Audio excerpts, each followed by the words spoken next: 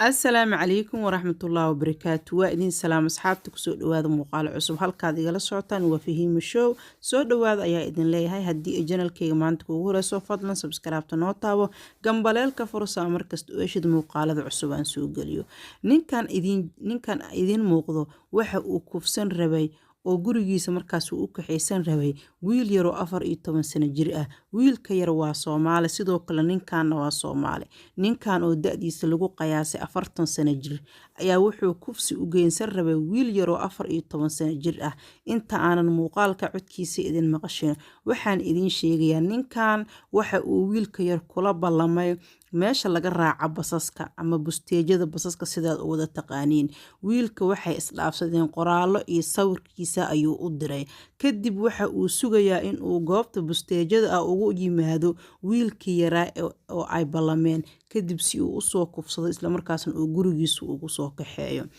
ninkan waa qabaarmoog waxa uu sugayaa wiilkii yaraa oo la ballamay laakiin bartii asiga oo taagan ayaa waxa ugu yimid booliska ninkii ayaa la tusiyay sawirkiisa iyo sidoo kale qoraalka wiilka iyo asiga yar dhaxmaray wuxuu isku dayay inuu inkiro koofiga siib ayaa la yiri ee sawirkaaga iyo sawirkan isku fiiri sidii ayuu sameeyay oo koofiga ayuu siibay kadibna waxa la isku fiiriyay sawirkiisa iyo markaasi qoraalkii wiilka yar ay isdhaafsadeen isla markii waa uu fahmay in uu wiilkii uu la ballamay uu yahay qofka markaas wareysanayana uu yahay qof boolis ah laakiin maxaa ka dambeeyay ninka waa uu cabsaday waana la daba joogo oo meesha boolis ayaa imaaday wiilkii yara ayaa cararay oo booliska u soo sheegay maadaama ninka uu ka shakiyay wiilkan uu ahaa wiil wax fahmayo 14 sano jir ah ninka markuu fahmay in sawirkiisii iyo qoraalkii wiilka ay isdhaafsadeen la tusiyay orod ayuu wax ka dayay laakiin booliska ma dhaafin oo isla markiiba waxa la isku day in la ceersado oo gacanta lagu soo dhigo ninkii waa la soo qabtay kadibna gacanta ayaa hadda lagu haayaa bal codkiisa ay idin maqashiyo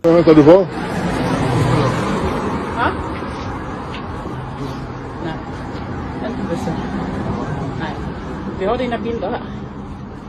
Jag har precis fotat härifrån dessutom. Att du befinner dig här. Du träffar en 14-årig kille? 14-årig kille. Jo. Nej. Vi har bilder på dig. Ja. Jo.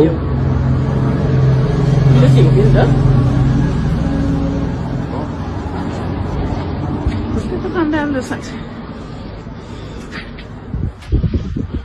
hadda waxaa la tusinayaa sawirkii iyo qoraalkii uu u diray wiilkii yara Har du skickat den? Ja, det är du. Det är definitivt du. Jo, det är Ja, du. det är du. Jo. Det är definitivt du. Jo.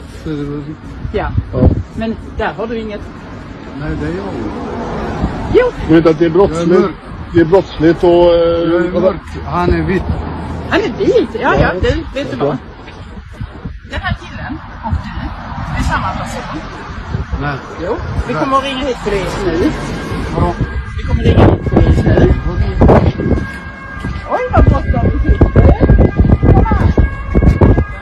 hadda wuu orday booliska ayaana ceersanayo oo dambeyn gacanta ku soo dhigay ninkii waa la qabto oo gacanta ayaa lagu soo dhigay hooyooyinka Soomaaliyeed waxaan rabaa inaan u sheego canugaaga intuu iskuulka isleeda wuu ku maqan yahay ogow wax kasta ayaa kugu dhicin karo canugan hadda 14 sano jir ayuu ahaa oo wax kasta fahmi kara laakiin canug intaas ka yar ayaa iskuul loo diraa ama markaas kaligiis lagu aamina inuu iskuulka soo aado ama uu guriga soo aado wax kasta ayaa caruurta ku dhici kara waliba markaa qurbo joogtid inay aad u foojigantaa ayaa fiican waayo dhul aan dhulkaaga ahayn dareen ku joog waaye wax yar oo aan wax weyn ahaynin ayay gaalada kaaga dhigayaan wax aad u weyn markasta waxa u fiican waalidiinta qurbaha in ay foojignaadaan ma jiraan waalidiin dayacayaan caruurtooda laakiin muuqaalkan maxaa ka fahmi kartaa canugaagii oo iska baxay isla markaasna iskuulkoogu maqan in wax kasta ay ku dhici karaan marka dadaalka badi waa idin mahad celinaya asxaabta muuqaalka laag dhac ku sii dhiirigelin baa ii tahay si aan u soo badiyo muuqaalada cusub aan markasta soo geliyo adiga i daawanaya waa ku mahad celinaya sidaas ii nabaday muuqaalkan muuqaalka xigo nabadgelyo